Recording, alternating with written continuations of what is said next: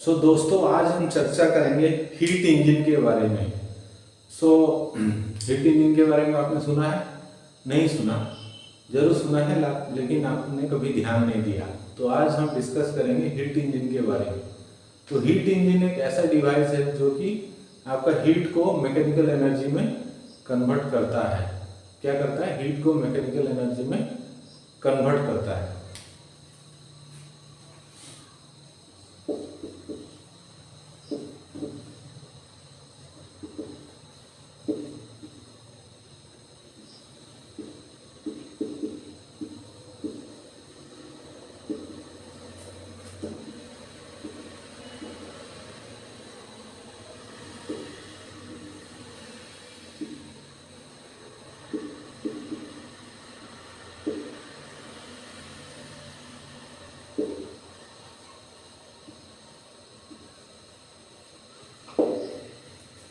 So it is a device which is used to convert heat into mechanical energy. जैसा कि हम जानते हैं, फर्स्ट लॉ ऑफ थर्मोडायनेमिक्स ये कहता है कि हीट को एनर्जी में कन्वर्ट किया जा सकता है या हीट को वर्क में कन्वर्ट किया जा सकता है, लेकिन नेचर ने या प्रकृति ने हमारे ऊपर कुछ रेस्ट्रिक्शन लगा रखे हैं जिसके द्वारा यह ऑटोमेटिकली नहीं होता है। तो इसको करने के लिए एक डिवाइस की जरूरत होती है जिसको कि हीट इंजन कहा जाता है। लेकिन हीट इंजन बनाने के लिए कुछ चीजों की आवश्यकता होती है। तो इसमें तीन चीजें होती हैं, एक सोर्स और एक सिंक और बॉडी ऑफ द इंजन। तीन चीजों की आवश्यकता होती है, एक सोर्स, एक सिंक और बॉडी ऑफ द इंजन। तो सोर्स क्या होता है?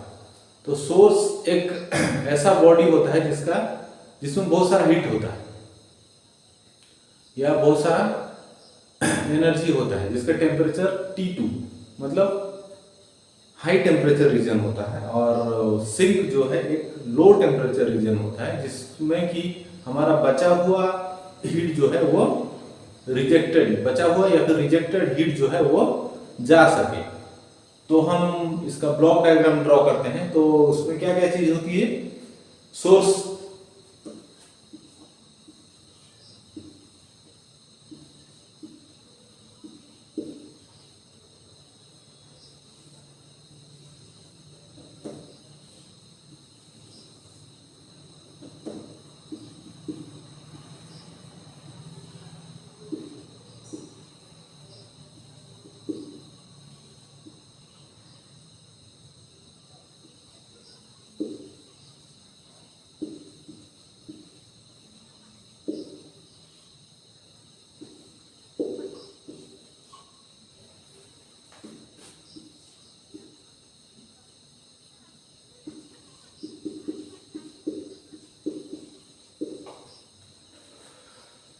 देखिए दोस्तों, हमने क्या डिजाइन किया है?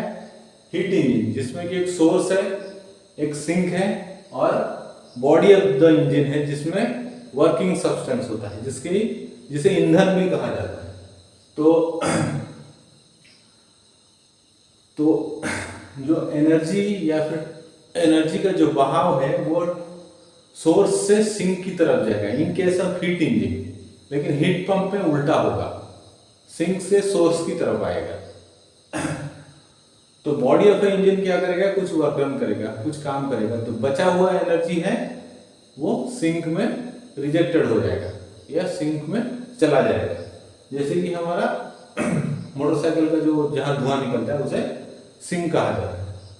तो डायग्राम को ड्रॉ कर लीजिए और इसके बाद हम बढ़ते हैं एफिशिएंसी। लेकिन उससे एफिशिएंसी के तरफ जाने के पहले हम ये डिसाइड करेंगे, अगर दो बॉडीज नहीं है, एक सिंगल बॉडी है, खाली सोर्स है, उससे हीट इंजन नहीं बनाया जा सकता क्या?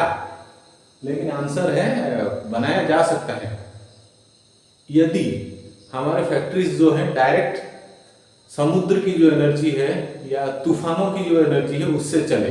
वो क्या हम संभाल पाएंगे इतने ऊर्जा को? नहीं। तो इस सिंगल बॉडी के द्वारा हीट इंजन नहीं बनाया जा सकता है, उसके लिए सोर्स एंड सिंक दोनों की आवश्यकता होती है। तो एफिशिएंसी का मतलब होता है कार्य क्षमता। तो हम जानते हैं हमारे ज्यादातर इंजन जो है डीजल हुआ, पेट्रोल हुआ या स्टीम इंजन हुआ, या फिर इलेक्ट्रिक इंजन हुआ तो एफिशिएंसी इनकी कितनी होती है? इलेक्ट्रिक इंजन की एफिशिएंसी 90% होती है, डीजल और पेट्रोल की 50-60% के अंदर होती है, उतनी कार्य क्षमता उनमें पाई जाती है। तो हम एफिशिएंसी का फॉर्मूला यहाँ डेराइव करेंगे। एफिशिएंसी का मतलब कार्य क्षमता होता है।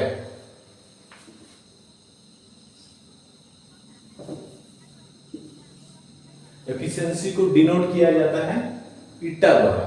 एफिशिएंसी को डिनोट किया जाता है ईटा द्वारा, जिसका फॉर्मूला होता है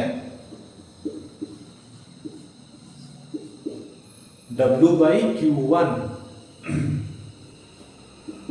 तो जैसे कि हम लिख चुके हैं W = Q1 - Q2 होता है।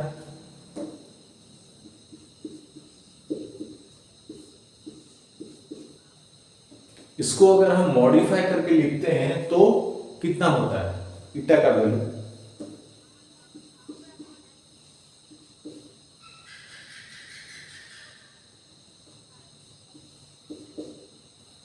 One -Q2/Q1।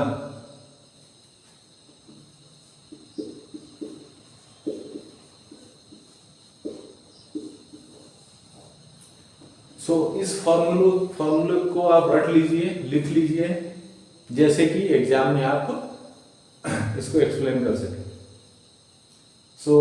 यहाँ तक हीट इंजन का चैप्टर जो है, हीट इंजन का जो टॉपिक है वो इंट्रोडक्टरी पार्ट जो है वो कवर होता है। हम नेक्स्ट टॉपिक में हीट पंप के बारे में चर्चा करेंगे। ठीक है, धन्यवाद।